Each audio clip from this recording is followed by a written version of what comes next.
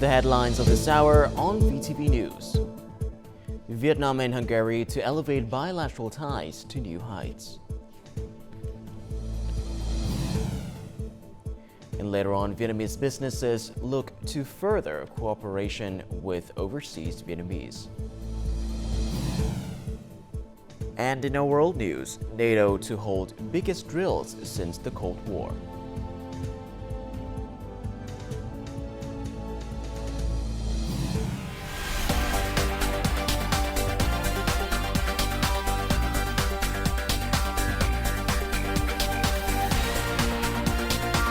Broadcasting from Hanoi, the capital of Vietnam.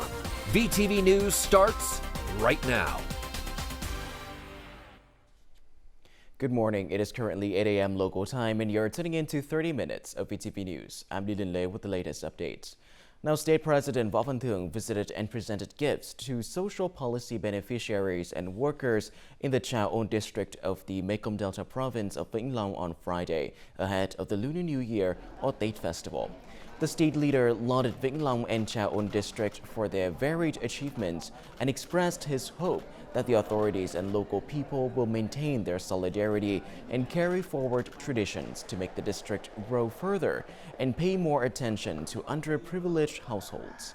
Earlier, the president and his entourage offered wreaths and incense to the late chair of the Council of Ministers, Phạm Hùng, at his memorial site in Long Phước commune of Long Ho district. He also paid tribute to late Prime Minister Võ Văn Kiệt at his memorial site in Vũng Liêm district.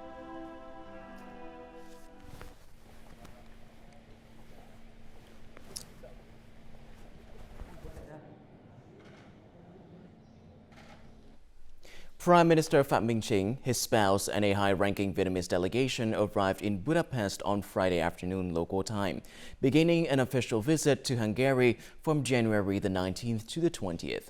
Hungarian Prime Minister Viktor Orbán led a welcoming ceremony for the entourage at the Hungarian Parliament Square.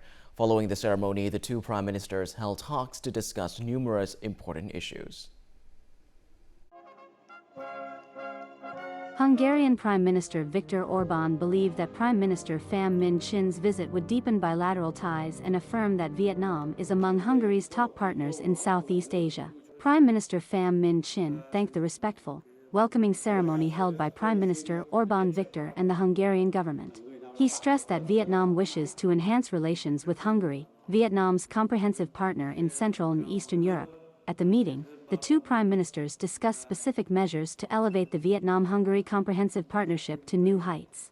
The two prime ministers agreed that economic trade investment cooperation is a crucial pillar in bilateral relations, affirming the need to implement the EVFTA agreement effectively. During the talks, Prime Minister Pham Minh Chin proposed that Hungary create favorable conditions for Vietnamese goods to access the Hungarian market, especially agricultural, forestry and fishery products. For his part, Hungarian Prime Minister Viktor Orbán affirmed his intention to facilitate Vietnamese businesses seeking business opportunities in Hungary. Furthermore, both sides agreed to boost collaboration in multiple sectors, notably new fields such as the circular economy, green finance, and digital transformation. After the talks, the two prime ministers signed 3 cooperation documents on security, diplomacy, and culture. Prime Minister Viktor Orbán and I just had a sincere and comprehensive dialogue. The two countries will celebrate the 75th founding ceremony of diplomatic relations. Our two countries established the comprehensive partnership during the official visit to Hungary by Party General Secretary Nguyen Phu Trong in 2018. In Vietnamese foreign policy, Hungary is an important partner in Central and Eastern Europe. Vietnam is developing outstandingly with impressive economic indicators, and it is easy to predict that it will be among the leading countries in Asia. I'd like to thank Prime Minister Pham Minh Chin for visiting Hungary. I hope the two countries will successfully promote cooperation in various sectors, especially bilateral trade. Earlier, Prime Minister Pham Minh Chin and his spouse laid wreaths to commemorate Hungarian heroes at Heroes Square in Budapest. As part of his official trip to Hungary, Prime Minister Phie met with Hungarian President Katalin Novak on Friday. The Hungarian president affirmed Hungary's view of Vietnam as a key partner in Southeast Asia and hopes that cooperative relations with Vietnam will continue to develop extensively based on mutual respect and become a model of East-West cooperation. In response, Prime Minister Phie proposed sustained efforts to enhance communication and delegate exchanges at all levels.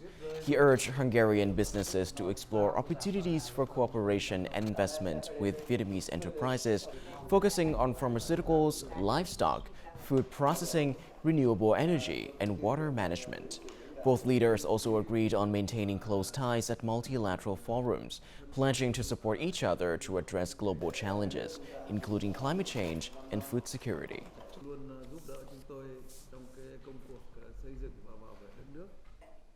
In Hungary, the Vietnamese Prime Minister met with Deputy Speaker of the Hungarian National Assembly, Jakob István, on Friday.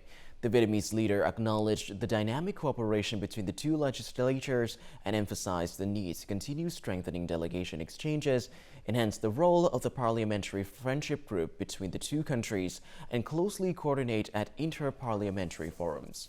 Both sides underscored the significance of economic, trade and investment cooperation between Vietnam and Hungary. Vice Chair Jakob István lauded the hardworking nature of the Vietnamese community, recognizing their positive contributions to Hungary's economy and society. He affirmed his commitment to continue supporting the Vietnamese community, ensuring its effective representation in the Hungarian parliament, and aligning with Prime Minister Phie suggestions.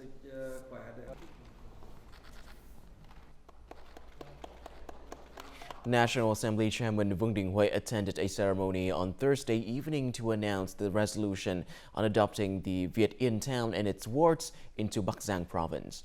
Addressing the ceremony, the National Assembly Chairman emphasized that remapping the town promotes economic development and improves people's lives.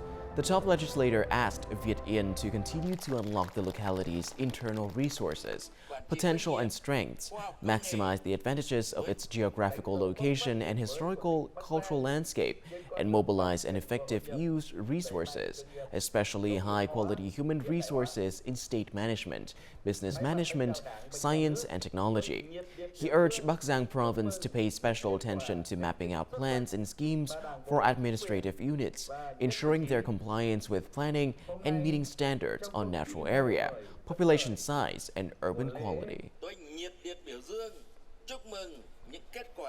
The National Assembly approved the revised land law with various amendments at Thursday's closing session of its fifth extraordinary session.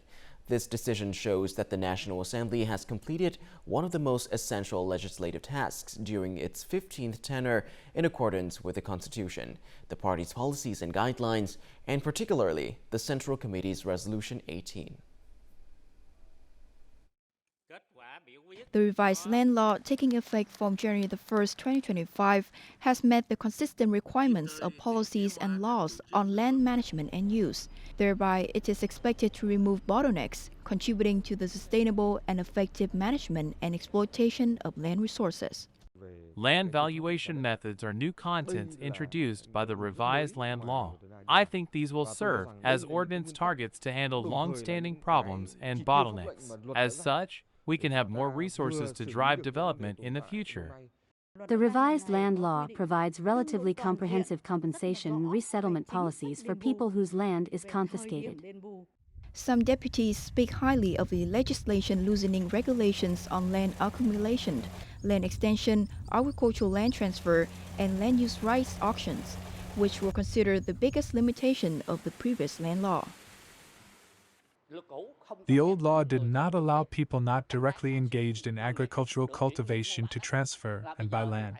The revised law will allow these subjects to transfer and buy land up to 3 hectares. But if the subjects want to buy or transfer land that exceeds 3 hectares, they must establish a cooperative or an enterprise with a specific agricultural production plan approved by the local authority.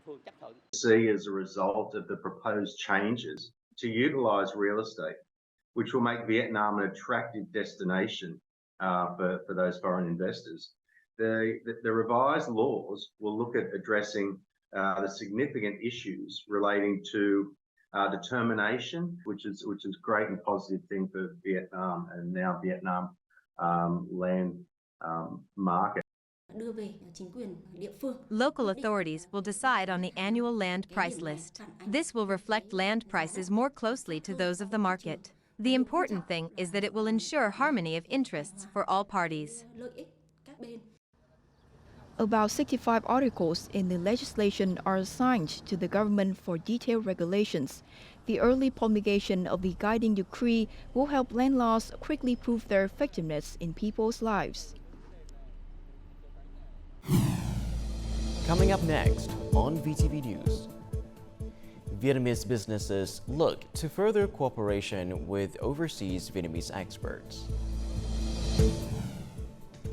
And later on, defendants in Đắk Lắk terrorist attacks repent crimes during trial.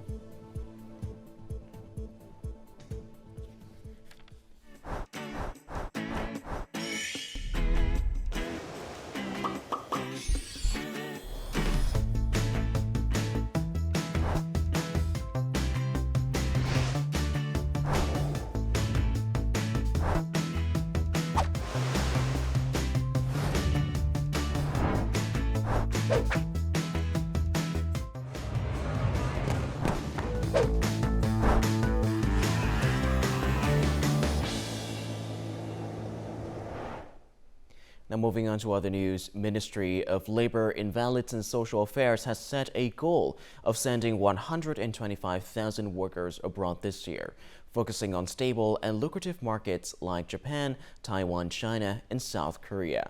Ongoing efforts include negotiations to expand industries and labor placement opportunities in collaboration with partners in South Korea, Germany, and Australia to broaden market access in the coming years.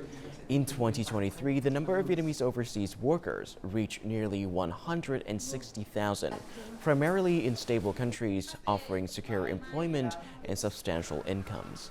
The demand for Vietnamese workers from these markets is anticipated to increase again this year. As the Vietnamese embassy in Japan is assisting workers in Ishikawa Prefecture in the aftermath of the earthquake. Currently, there are over 150 Vietnamese workers directly affected. Numerous businesses in Ishikawa Prefecture want to retain Vietnamese labor for the upcoming reconstruction efforts and have allowed them to go home for a 3-week Lunar New Year celebration before returning to Japan to resume work. When companies face significant setbacks, the labor union considers the workers' preferences and facilitates new job opportunities. The Vietnamese embassy in Japan has contacted the Japanese Technical Intern Association, urging them to assist Vietnamese workers in securing employment and housing. As the Vietnamese government prioritizes scientific research, technological development, and application in key areas like digital technology, physics, biotechnology, energy, and the environment, domestic businesses look forward to further cooperation with overseas Vietnamese experts. However, Vietnamese companies still face difficulties forging close links with young intellectuals abroad.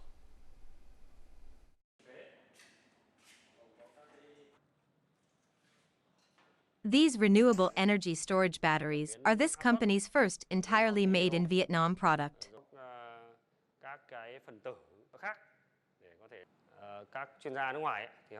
Overseas Vietnamese experts have profound knowledge and up-to-date information about global technology trends.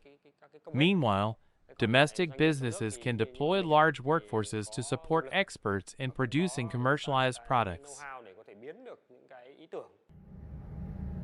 The renewable energy storage batteries result from a successful collaboration between Tom and a Vietnamese company. However, he still has no idea how and where to seek cooperation opportunities with domestic businesses. Vietnam should establish a networking system or a forum to facilitate communications between domestic businesses and overseas Vietnamese experts. In fact, it's very hard for me to keep in close contact with Vietnamese companies. Viet Search is a platform to help users quickly search and connect with Vietnamese communities at home and abroad. It provides statistics and analytics channels to support connections within the Vietnamese community in many fields. However, the number of Vietnamese businesses using this platform is quite low. Currently, there is no social platform that helps Vietnamese companies connect with overseas Vietnamese experts around the world. Therefore, we want to develop a platform that specializes in connecting domestic businesses with Vietnamese experts across the globe. To strengthen the linkage between domestic businesses and overseas Vietnamese worldwide, Vietnam has held many events attracting overseas Vietnamese intellectuals. We've made great efforts to connect domestic businesses with overseas Vietnamese intellectuals, but many companies haven't provided us with detailed information about what they really need. I think related departments, such as the State Committee for Overseas Vietnamese and the Ministry of Science and Technology, should play a more active role in resolving the lack of communications. The government approved a project named Promoting Resources of Vietnamese People Abroad to serve national development in Vietnam on November 10th. Therefore, related ministries and departments should be able to implement effective strategies and policies to attract overseas Vietnamese talent from around the world.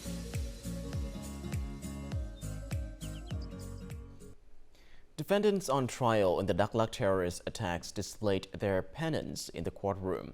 The defendants are aware of their criminal acts and violations of the law.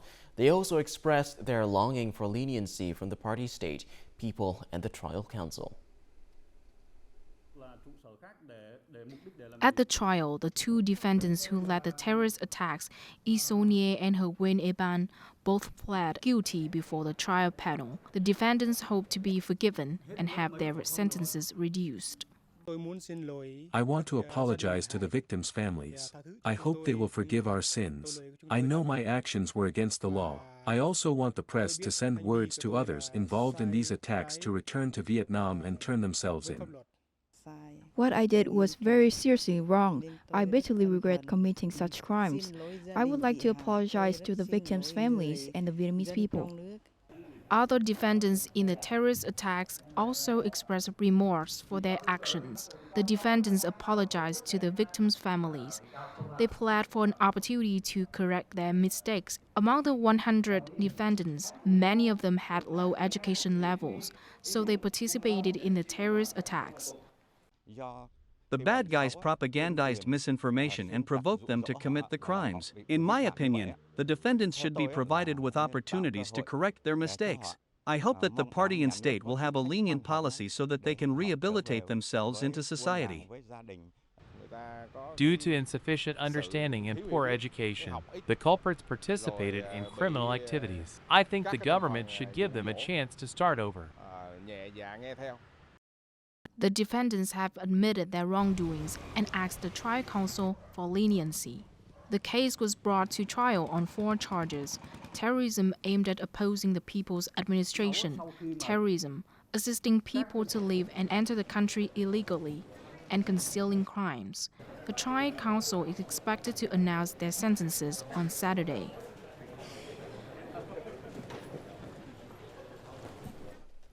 Phu Quy district, located in Bình Thuận province, is urging transportation and tourism businesses as well as tourists to collaborate in preventing the introduction of plastic waste to the island.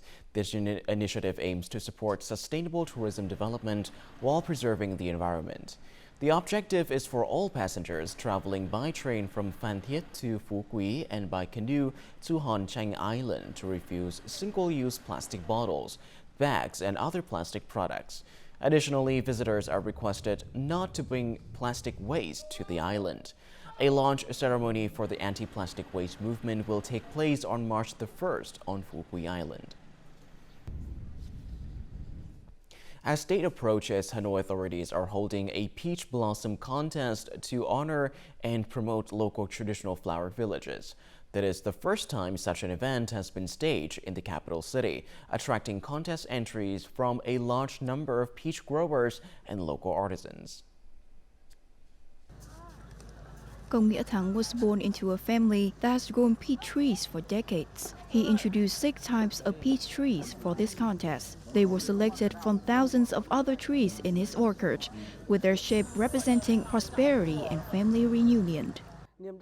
I take care of them with all my heart. Locals in Phu Thuong have a long-standing tradition of growing peach trees. Although many people are changing jobs, I hope our tradition will be preserved and passed down through generations.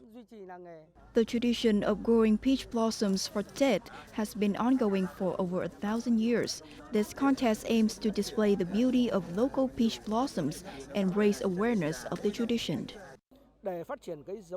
We've implemented many plans to preserve local peach trees, such as evaluating the genetic resources of peach plants and selecting, classifying, and developing the best peach tree varieties. More than 600 households are growing peach trees in Taihu district. The contest is a great opportunity for local peach growers to exchange ideas and initiatives to preserve traditional flower village. An increasing urban population has reduced the peach growing areas. Despite difficulties, we still seek ways to maintain our livelihood and ensure sufficient consumer supply. Hanoi authorities are preparing application documents for the peach blossom growing tradition to be recognized as an intangible cultural heritage of Vietnam. Coming up next in our world news. NATO to hold the biggest drills since Cold War.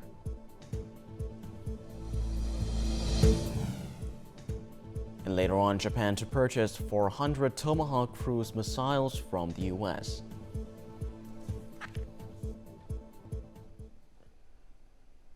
Moving on to our world news, the North Atlantic Treaty Organization, or NATO, will launch its biggest military exercises in decades next week, with around 90,000 personnel set to take part. The exercise, dubbed Exercise Steadfast Defender 2024, will run through until May. All the alliance's 31 members and Sweden will participate in the maneuvers. The exercise includes a series of activities stretching from North America to the alliance's eastern flank, near the border with Russia. More than 50 ships from aircraft carriers to destroyers will take part, as well as more than 80 fighter jets, helicopters, drones, and at least 1,100 combat vehicles. This will be the NATO's largest exercise since 1988. The alliance aims to reinforce Europe's defense amid the Russia-Ukraine conflict. Japan signed a deal with the United States on Thursday to purchase up to 400 Tomahawk cruise missiles as part of its ongoing military build-up. In November, the U.S. approved a $2.35 billion sale of 2 Tomahawk variants, including 200 Block 4 missiles and 200 upgraded Block 5 versions. They can be launched from warships and hit targets 1,600 kilometers away. Japan's Defense Minister Kihara Minoru and U.S. Ambassador Rahm Emanuel witnessed the contract signing in Tokyo. Last month, Japan's cabinet approved a defense budget of $56 billion for the 2024 fiscal year. Japan plans to double defense spending to 2% of gross domestic product by 2027. Spanish police have arrested 18 people alleged to be involved in a shamanic organization that sold hallucinogenic drugs to its members. The suspects are accused of promoting organized rituals involving banned psychoactive substances. The substances are said to have included ayahuasca and toad venom, mescaline, a well-known hallucinogenic drug, and poisonous secretions from tree frogs were also said to be used and sold by the organizations.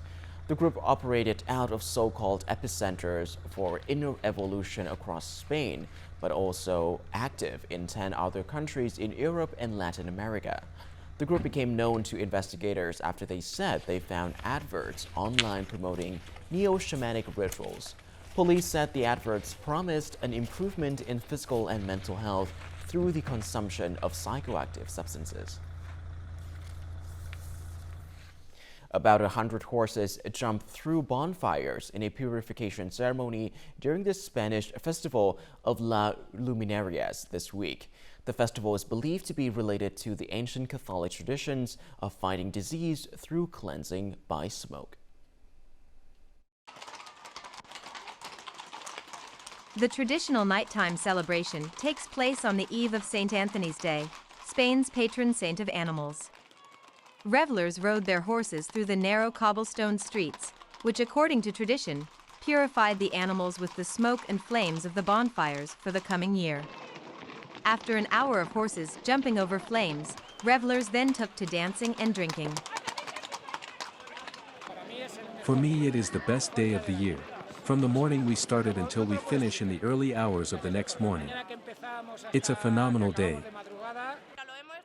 We've been showering horses this morning, brushing them, getting ready to go out now and get them purified, and may all go well until next year.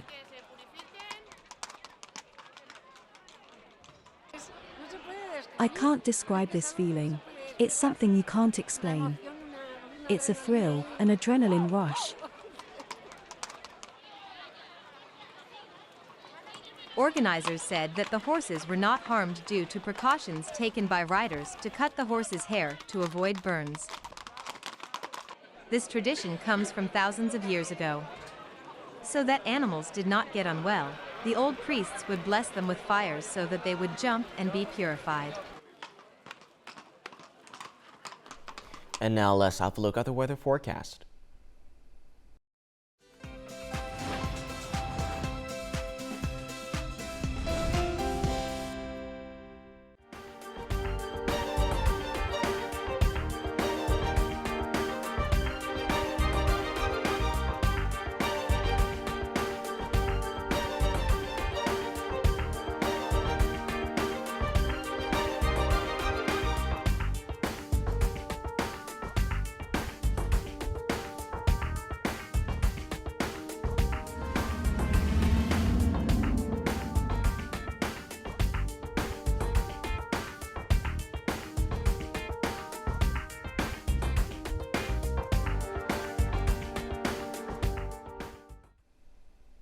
And that is all that we have for this hour on VTV News. To rewatch our program, you can visit our website or YouTube channel or download our mobile app VTVgo for more. Thank you for watching and goodbye for now.